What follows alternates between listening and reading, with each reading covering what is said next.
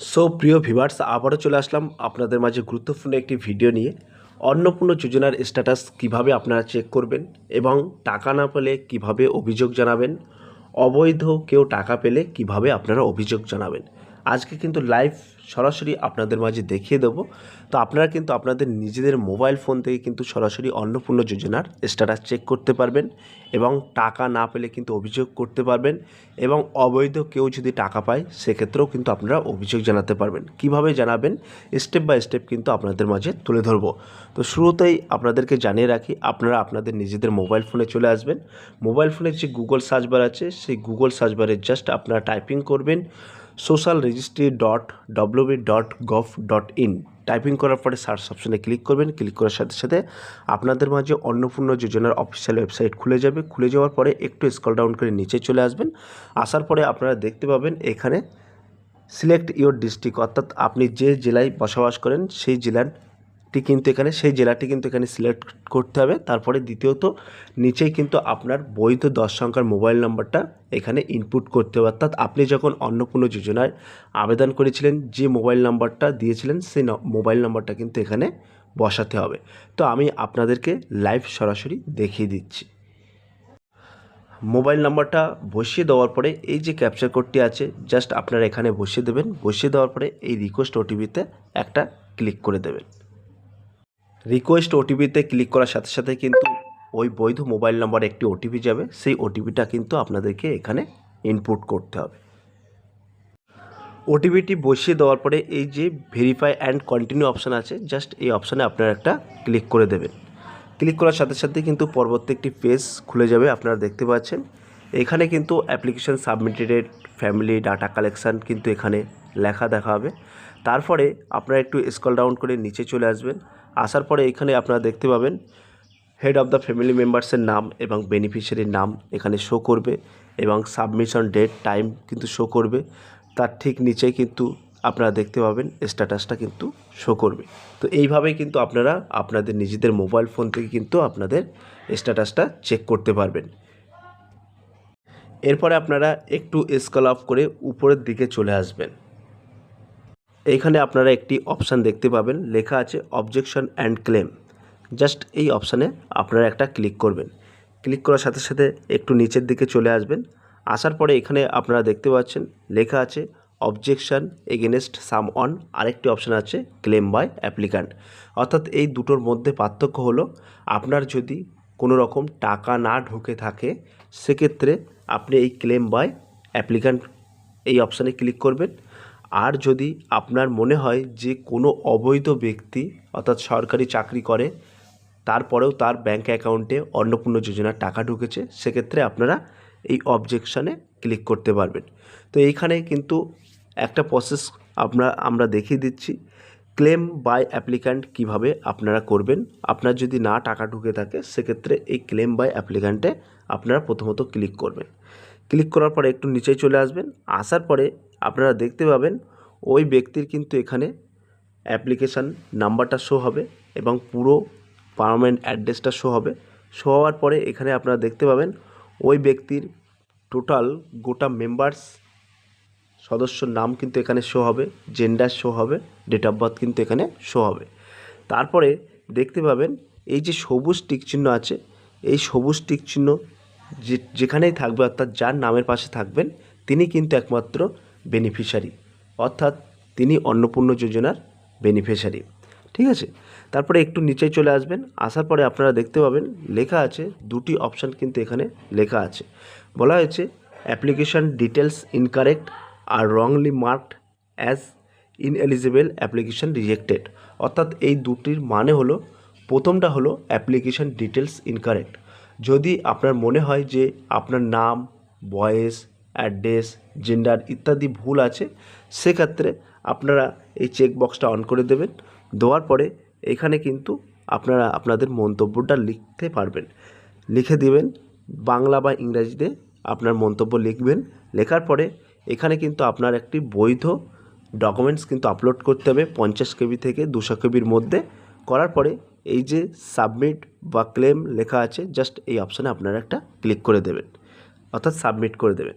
তারপরে দ্বিতীয়ত যে অপশানটা আছে আপনারা দেখতে পাচ্ছেন, লেখা আছে wrongly marked as ineligible application rejected. অর্থাৎ এর মানে হলো আপনি যোগ্য তার সত্ত্বেও আপনার ব্যাঙ্ক অ্যাকাউন্টে অন্নপূর্ণা যোজনার টাকা ঢোকেনি।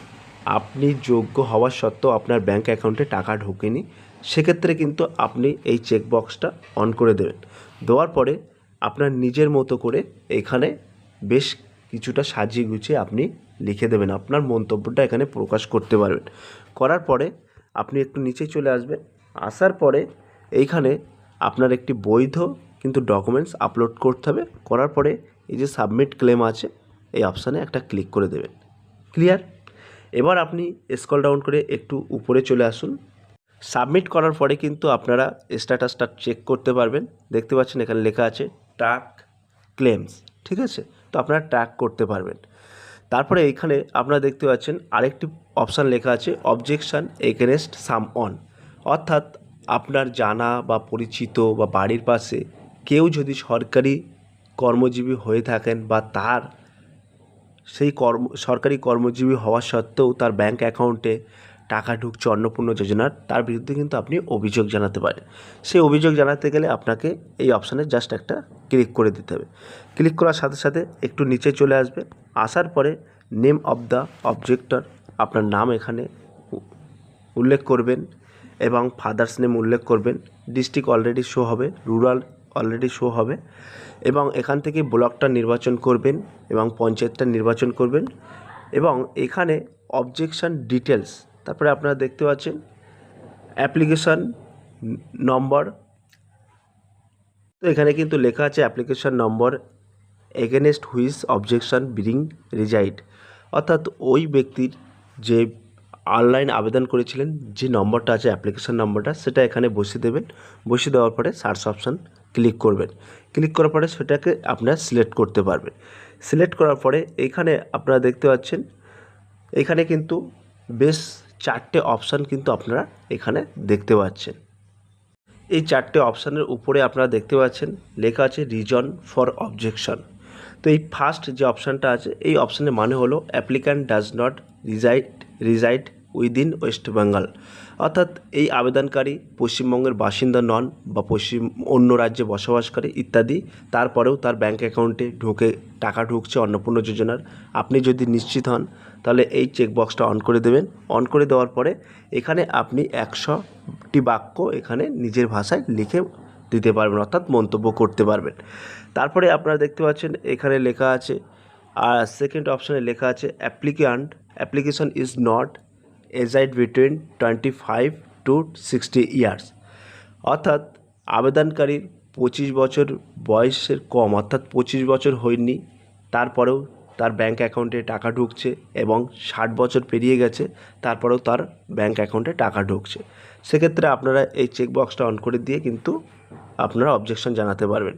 তারপরে দ্বিতীয়ত এখানে লেখা আছে আপনারা দেখতে পাচ্ছেন applicant is any permanent government employment getting regular salary pensioner under the union or this state government by statutory body government undertaking panchayat municipality body local body teaching non-teaching employment under this state government added educational institution etc। অর্থাৎ এক কথা এখানে বোঝাতে চেয়েছে যে সেই ব্যক্তি অর্থাৎ কোনো গভর্নমেন্ট বা সরকারি প্রতিষ্ঠানে কর্মরত বা এক কথায় সরকারি কর্মজীবী তার ব্যাঙ্ক অ্যাকাউন্টে যদি টাকা ঢুকে থাকে, সেক্ষেত্রে এই চেকবক্সটা অন করে কিন্তু আপনি অবজেকশন জানাতে পারেন।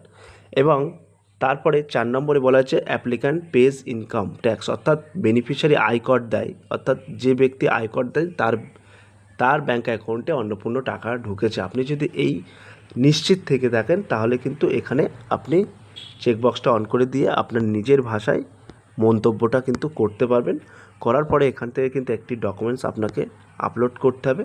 আপলোড করার পরে এই যে সাবমিট অবজেকশন লেখা আছে জাস্ট এই অপশানে আপনাকে একটা ক্লিক করে দিতে হবে। তো এইভাবে কিন্তু আপনারা আপনাদের মোবাইল ফোন থেকে কিন্তু ক্লেম করতে পারবেন এবং অবজেকশন করতে পারবেন। ক্লেমটা কাদের জন্য করবেন? নিজের যদি টাকা না ঢুকে থাকে সেক্ষেত্রে কিন্তু আপনি ক্লেম করতে পারবেন। এবং কোনো যদি অবৈধ ব্যক্তির ব্যাঙ্ক অ্যাকাউন্টে টাকা ঢোকে, যেমন তিনি সরকারি কর্মজীবী বা আয়কর দেন ইত্যাদি, এরকম যদি কোনো অবৈধ ব্যক্তির ব্যাঙ্ক অ্যাকাউন্টে অন্নপূর্ণা যোজনার টাকা ঢোকে, সেক্ষেত্রে কিন্তু আপনি অবজেকশন জানাতে পারবেন। এবং কিভাবে স্ট্যাটাস চেক করবেন সেটা কিন্তু প্রথমে আমি দেখিয়ে দিচ্ছি।